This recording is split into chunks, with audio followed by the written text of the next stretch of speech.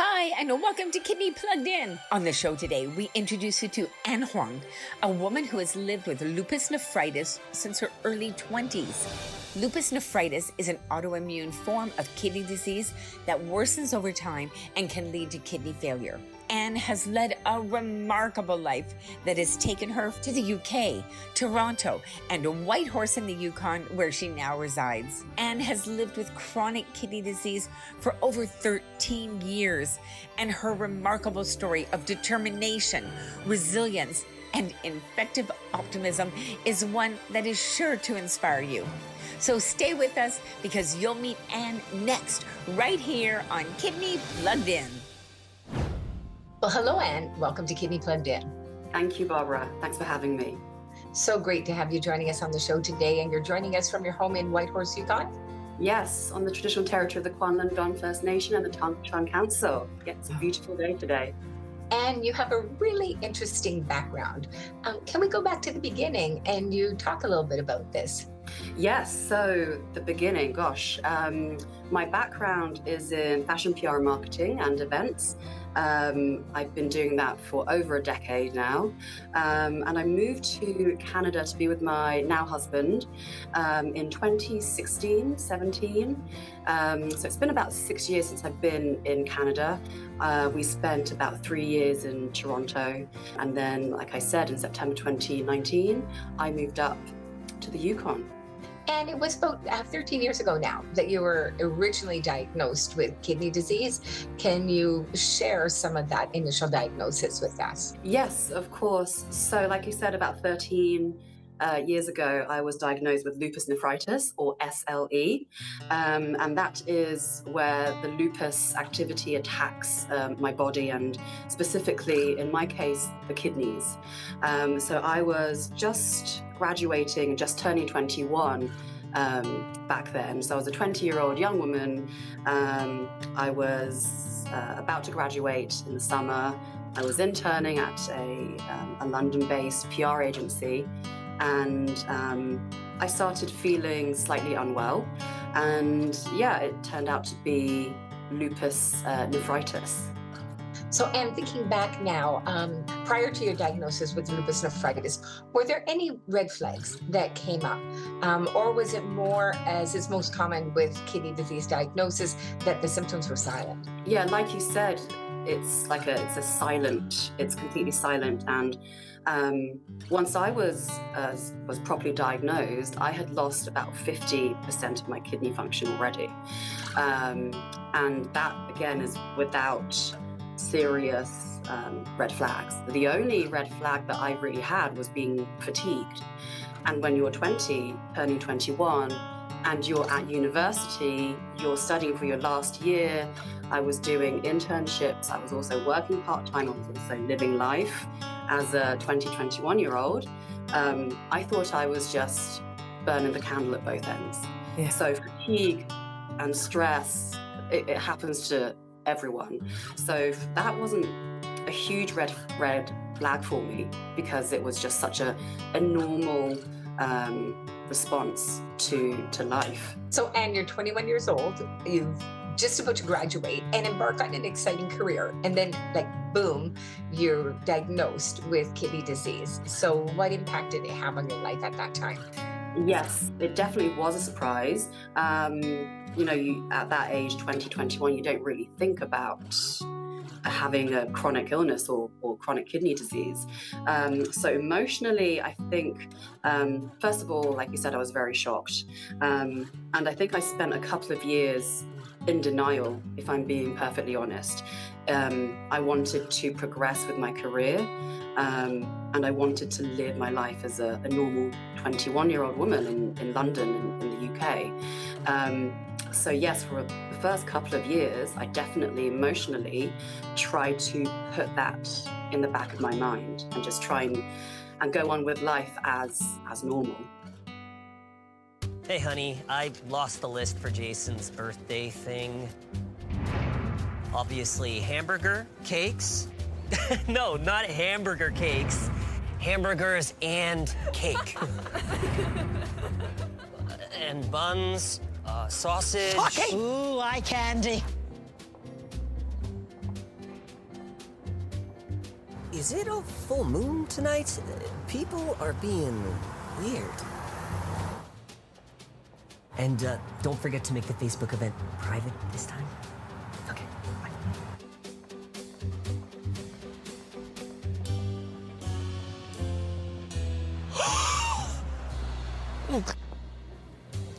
Can you imagine losing most of something without realizing it? Over time, kidney disease can destroy up to 80% of kidney function before you notice any symptoms. Talk to your family doctor to see if you're at risk and need to be screened. It could save your life.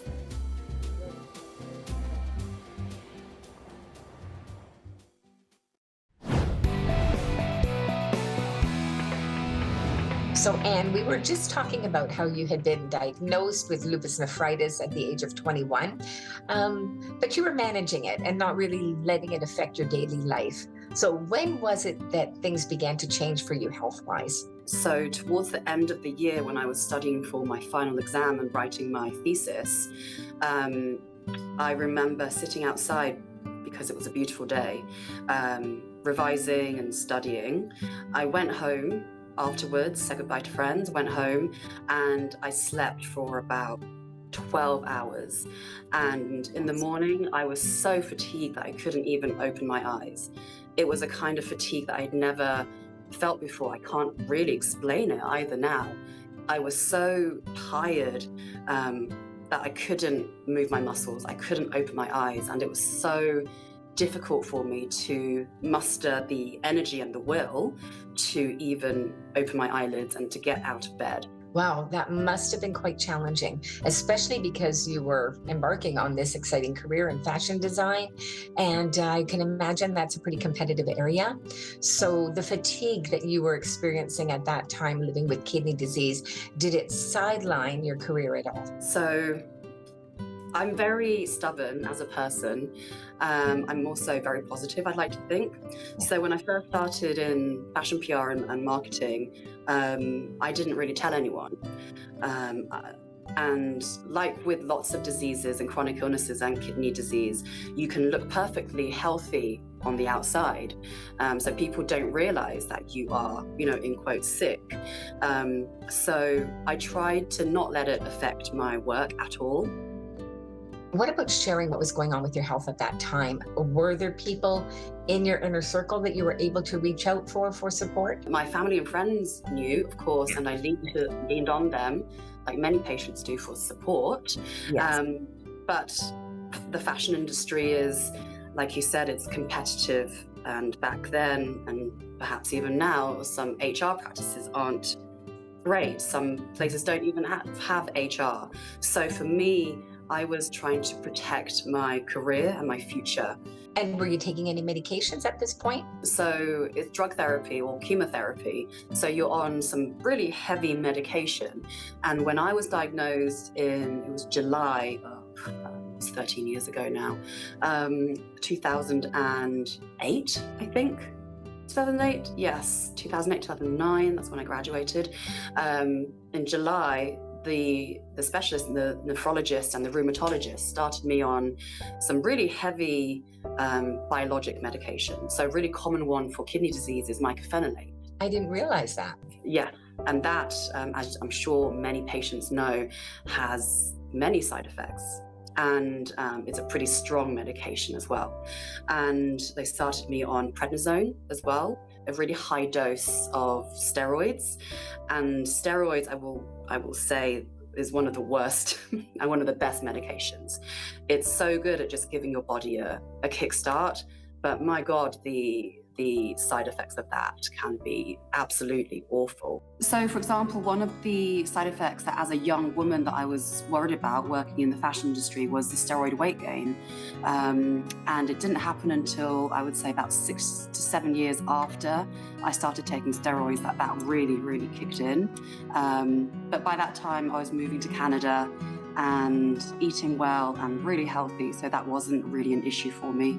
And then they also started me on, I think, 3 or 4 other medications as well, just to help with suppressing the immune system, supporting the kidneys, preventing any more kidney damage as well.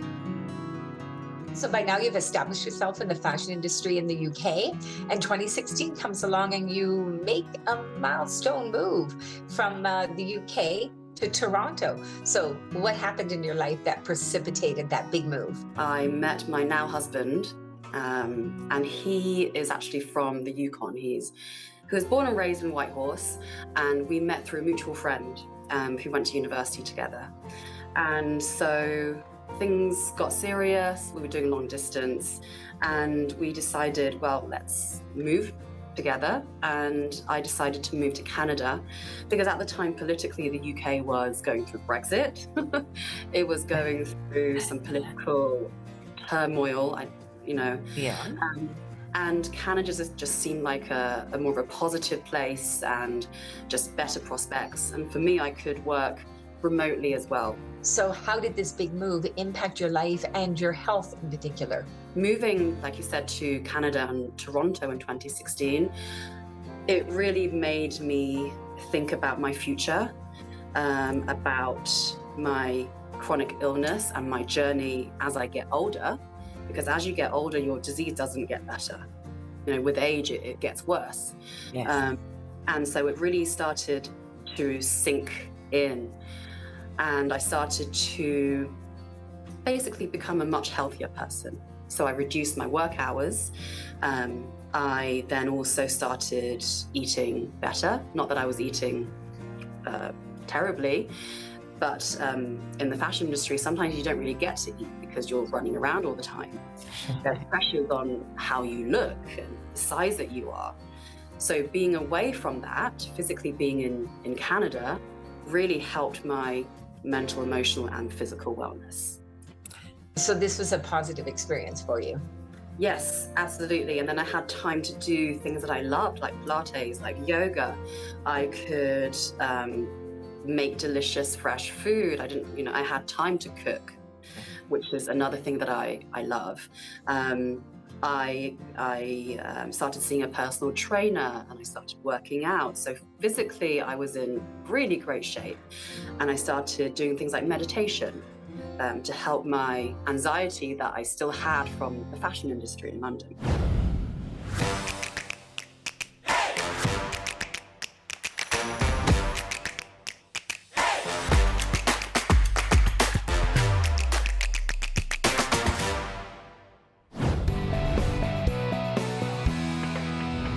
So Anne, you and your husband are currently living and working in Whitehorse in the Yukon. Another big move for you.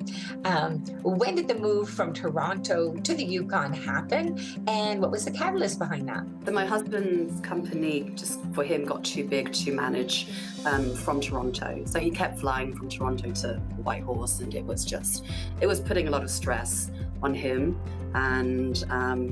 And we decided to move. And initially it was only going to be for 2 years.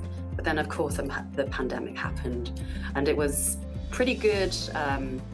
It was a pretty good thing that we moved up here during the pandemic.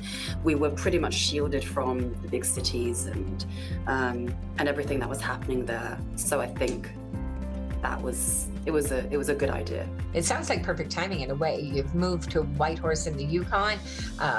COVID pandemic hits, lockdown happens, the world changes. But what effect did all of this have on you as a person living with chronic kidney disease? That's a really good question. For me, I think being up here, it had a positive effect on me, if I can say. If I think about if we didn't move and we were still in Toronto, we would be in a tiny apartment downtown. We wouldn't be able to use the gym. We wouldn't really be able to do anything. But being in the Yukon, it's such a huge space. We were able to go on hikes, to go on walks, to help our mental health. And for me, I lost a bunch of contracts I was working on as a freelance marketer and PR. And that was a blessing in disguise, because then I took time to really work on my health again, physical health, mental health, and pivoted into a job that I wanted to do and to develop. And I love this upcoming part of your story because I do know that during the lockdown, you delved into your entrepreneurial spirit a little bit and you started a business that combined two of your passions, which one is, I know, raising awareness about lupus nephritis, and one is your passion for cooking. So can you tell us more about this new business that you've started? So I started to, like you said, when I lost my contracts, I started making Chinese dumplings for charity. So I thought, well, I'm not really doing anything. It was kind of the first lockdown wave. So I started making and selling Chinese dumplings for Lupus Canada, so the lupus charity in Canada.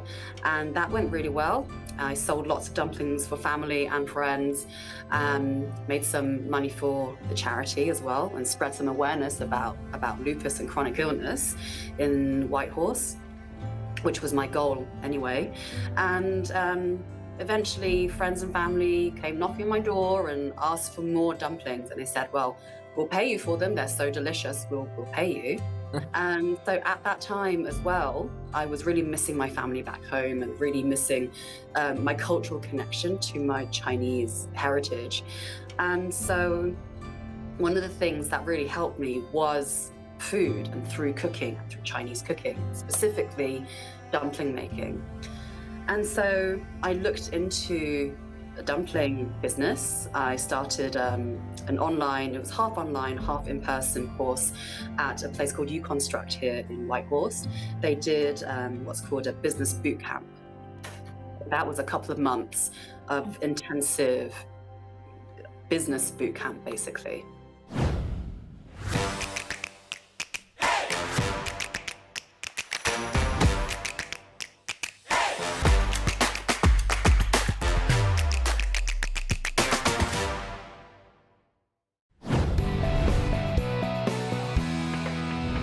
So Anne, let's talk about where you are right now in your progression with kidney disease. You're managing it on a daily basis in your daily life, and you're not on dialysis as yet. But in fact, there isn't a dialysis unit in the Yukon. Is that correct? Yes, and I think in 2020, the Yukon government and BC Renal, they made a pledge, I guess, if you'd like to call that, to improve renal care in the Yukon. And that was the first, I guess, real progress in 30 years up here, which is, it's crazy. It's such a growing population up here.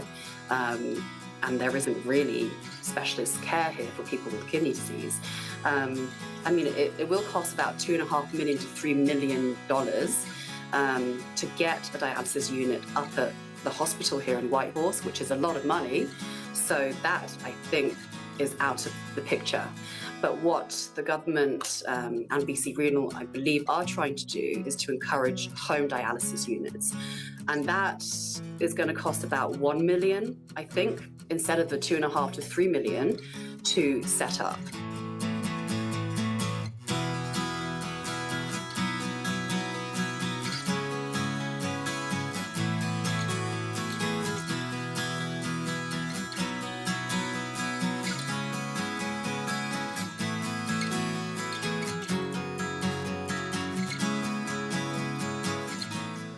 I will say that patients here, with me especially, I see a specialist. I see my rheumatologist and my nephrologist who are in BC, in Vancouver, and I see them mostly via Zoom, but if I have to go in, then I will travel in. Yes, so that's been great as well. And of course, there are groups and ethnicities that are at higher risk of kidney disease. And I know that this is something that you're actually quite passionate about and deliberate about and want to raise awareness of in sharing your personal story. Yes, and as we know, kidney disease affects certain groups of the population more. So in women, in Indigenous people, in Asian people, more so than in Caucasian population and in men. So there are definitely different certain demographics within that as well that I'd like to bring awareness to. It's such a silent disease that's what all of this advocacy is all about. And people, they look at me and I'm very healthy on the outside. You wouldn't think that I had a chronic illness that I had been suffering for 14 years or whatever, and on all these crazy medications. So that just goes to show that it can affect anyone. And it seems to me that over this decade-long plus journey that you've been on with chronic kidney disease, you've really found some balance in your life. You've found a way to sort of balance your health and your mental well-being. Overall, what does wellness mean to you? So for me, wellness encapsulates mental health, so good mental health, being resilient, being perhaps spiritually connected in some way, also physical health too. So all of those things for me encapsulate wellness. And we mentioned earlier that moving to Canada really helped that. And also a couple of years after I moved to Canada, when I was living in Toronto, I turned 30, and an intern of mine back in London, his sister also had lupus, and she passed away, and she was just about to turn 30. And so that really affected me. So from then, I really looked at my life and I was like, wow, this is, lupus and kidney disease is still a killer out there. It's still a very real danger of death. So I really looked into myself and started to, like I say, really concentrate on my health and started looking after myself much better. So that was the trigger.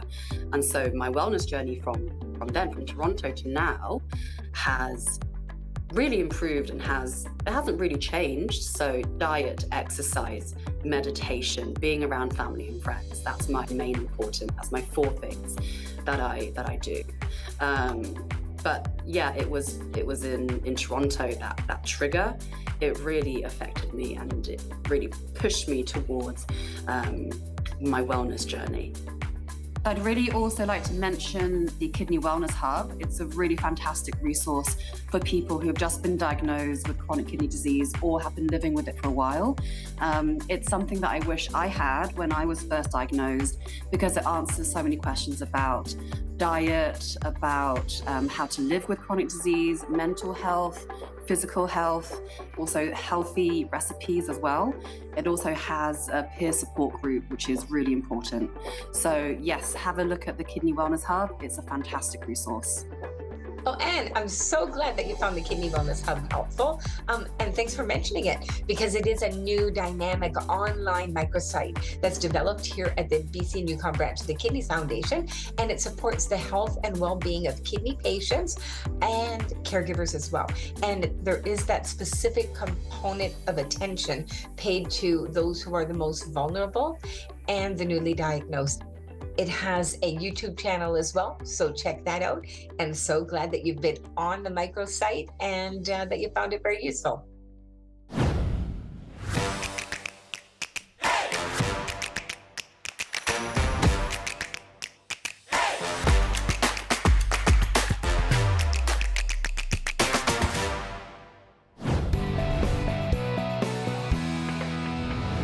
So, Anne, we know that kidneys are the #1 transplanted organ. What's your personal prognosis? Do you think you'll be needing a kidney transplant in the future? Yes, so I have 2 sides of the story. So the lupus side is very stable, which is great news for my kidneys. So the lupus has been in remission for a long time, but I'm still on medication just to control the kidney damage that's already there and still happening. So the good news is actually that I'm reducing down my medication slowly for my lupus, which is fantastic. So it means there'll be less side effects and less medication to take. Win-win. But on the downside is that I touched on earlier, that chronic illness as you get older doesn't improve. And it's the same with kidneys. Once they're damaged, they will probably still get damaged. So in the next, I would say 10 years, I'm looking at a transplant. So in 2022, you became a member of the BC and Yukon branch board of directors. How did this come about? And are there specific messages or points of advocacy that you are really wanting to move forward as a member of the board?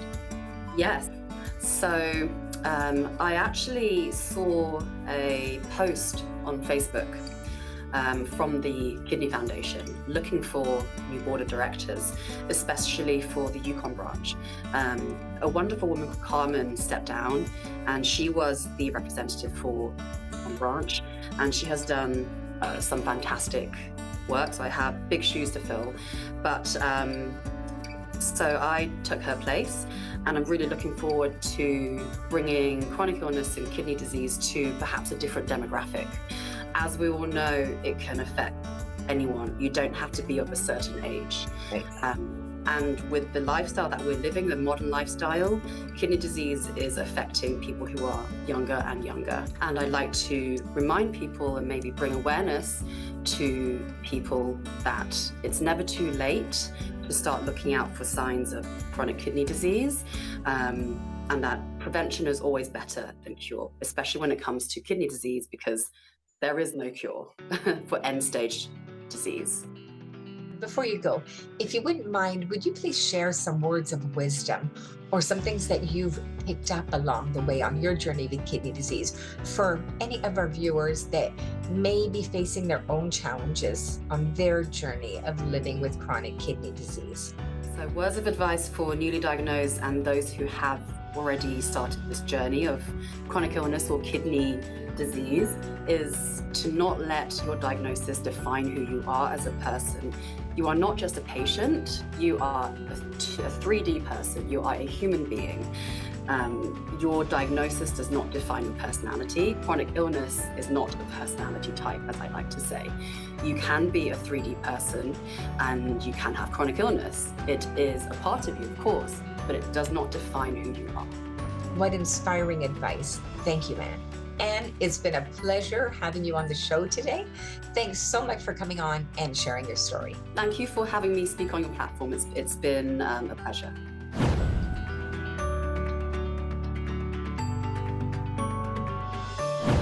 Sharing some words of wisdom or some helpful hints that you have, not helpful hints, why would I say that? Chronic disease or kidney disease is not, this is one of my favorite sayings, is not a personality type, you know? Hey everyone, thanks for stopping by Kidney Plugged In. If you liked the video, please give it a thumbs up. And while you're at it, don't kidney around, hit that subscribe button right now. It helps us out a ton.